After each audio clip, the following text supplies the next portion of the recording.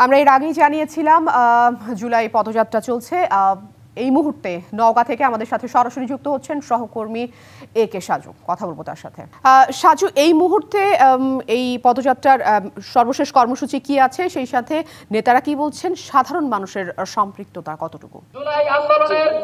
NCP জাতীয় নাগরিক পার্টির যে পদযাত্রা পথসভা শুরু হয়েছে সেটি আজ সকালে বগুড়া থেকে শুরু হয়েছে।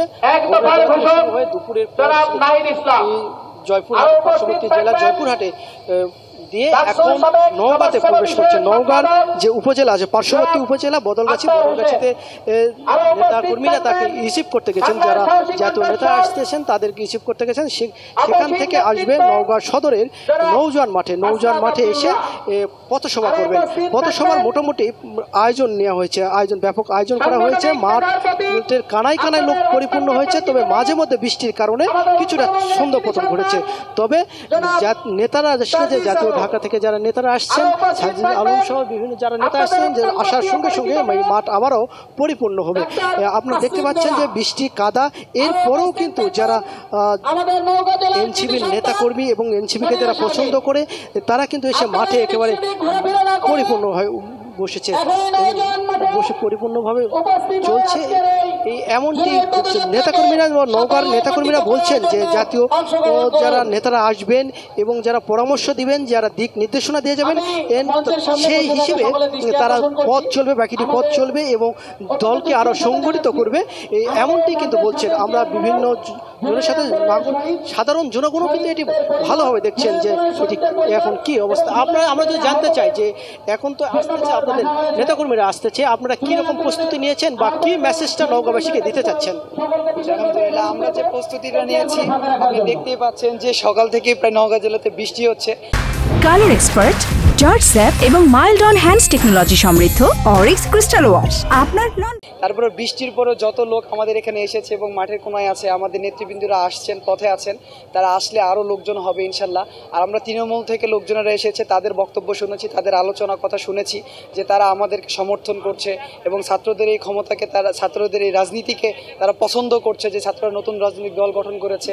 আর আমাদের নেতৃবৃন্দের কাছ থেকে আমরা এতটুকুই প্রত্যাশা করব যে তারা আমাদেরকে সামনের গতিপথ দেখিয়ে দেবে যে আমরা কোন পথে চলবো এবং কিভাবে চলবো, কিভাবে বাংলাদেশের ক্ষমতাটাকে মানুষের ক্ষমতায় রূপান্তরিত করা যায়, সেই গাইডলাইন তাদের কাছ থেকে আমরা প্রত্যাশা করি।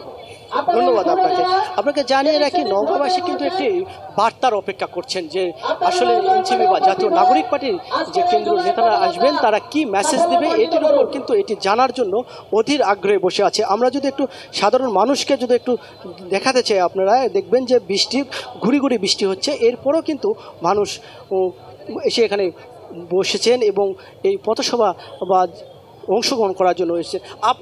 আমি যদি একটু জানতে চাই, আপনি কেন এসেছেন, এখানে কি জানতে এসেছেন বা কি? আমরা এখানে আসছি যে এই যে জুলাইয়ের যে এটা হলো, আমরা কি বলবো, আমরা একটা বাচ্চাদের যে এরকম আমাদের দেশে যে এরকম একটা হলো, আমার বলার কোনো ভাষাই নেই যে আমরা এখানে আসছি কি কারণে। এটা আমার আমি আবেগে আমি কিছুই বলতে পারবো না যে আমি কি কারণে এখানে আসছি। আপনি কি চাচ্ছেন বা তাদের কাছ থেকে, তরুণ নেতাদের কাছ থেকে আপনি কি প্রত্যাশা করছেন, এটা যদি একটু জানাতেন। আমি চাচ্ছি যে নতুন কিছু হোক, এই ছেলেদের দ্বারাই নতুন কিছু, আমি এটা আশা করতেছি যে আমাদের দেশের তো যে অবস্থা হয়েছিল, আমি এটা চাচ্ছি যে নতুন কিছু এদের দ্বারাই নতুন কিছু আসুক। ধন্যবাদ আপনাকে। আপনার জানিয়ে রাখি, নওগাঁতে কিন্তু একটি আহ্বায়ক কমিটি গঠন করা হয়েছে, ইতিমধ্যে আহ্বায়ক কমিটি করা হয়েছে। এখানে আহ্বায়ক কমিটি করা হয়েছে একটি জাতীয় যে নেতা মনিরা শারমিনকে আহ্বায়ক করে এখানে একটি জাতীয় নাগরিক পার্টির আহ্বায়ক কমিটি গঠন করা হয়েছে। তবে নওগাঁবাসী প্রত্যাশা করছেন এই তরুণ নেতৃত্বের মাধ্যমে ভালো কিছু সামনে তারা দেখতে পাবে, এমনটি প্রত্যাশা করছেন। এই ছিল নওগাঁ থেকে। পরবর্তী খবর আরো জানাতে পারবো হয়তো। এ কে সাজু, আপনাকে ধন্যবাদ।